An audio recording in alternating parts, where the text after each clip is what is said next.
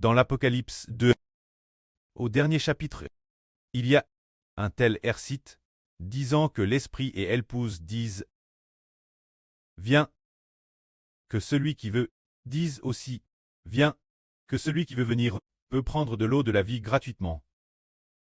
Et ici, dans l'Apocalypse, il y a ceci qui est dit « Viens, viens prendre l'eau de la vie.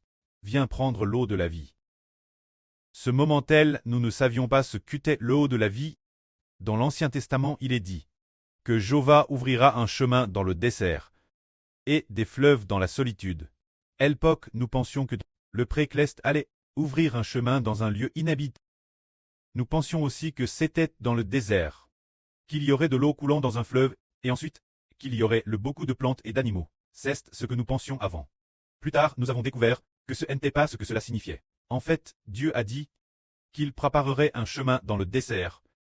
Cela signifie que ce désert n'a jamais eu de chemin. Cela se réfère toutes les nations qui n'ont jamais entendu parler de marcher sur le chemin de Jéhovah, se dire le chemin de la foi au Seigneur Jésus, se dire marcher sur le chemin du précleste Jéhovah. Cela signifie que les païens n'ont pas marche sur le chemin de Dieu, n'ont pas marche sur le chemin du Seigneur Jésus-Christ.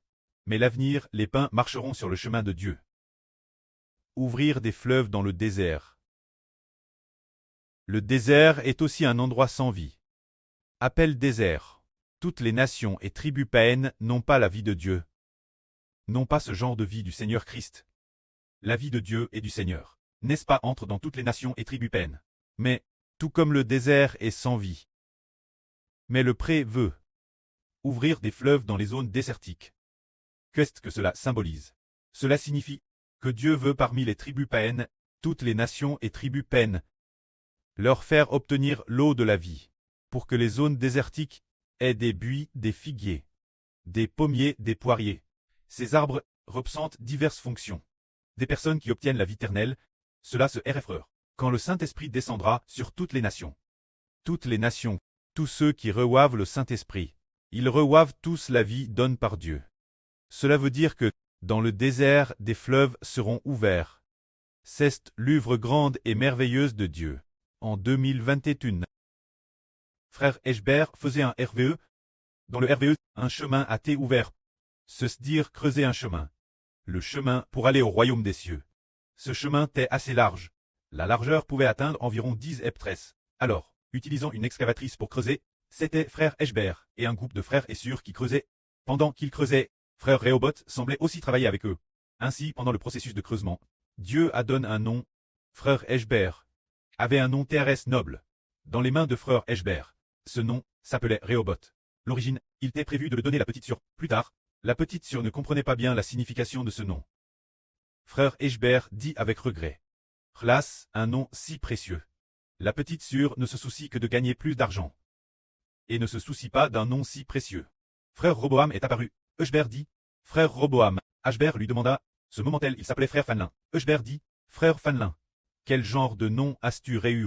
Il dit. J'ai reçu. Quel nom, quel nom? Ah, la signification de ce nom est le sens de travailler avec diligence pour le ministre de l'Évangile. Alors Eschbert dit H. Tu vois, il y a un nom terrestre précieux. Appelle Roboam. Ce nom signifie prospérité et abondance. Alors Aref que frère Roboam l'ait vu. Il l'a tellement désire, tellement désire. Eschbert dit Ah, puisque tu le désires tant. Alors je te donne ce nom. C'est au moment de creuser le chemin vers le ciel.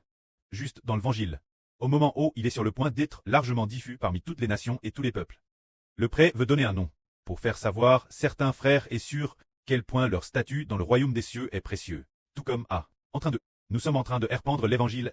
Dans le processus de commencer la diffusion, dans le processus de commencer faire, le prêtre a digé laisse certains frères ou sur l'avance.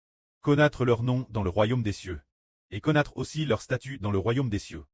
Que la gloire soit rendue au prêtre et au Seigneur. Amen.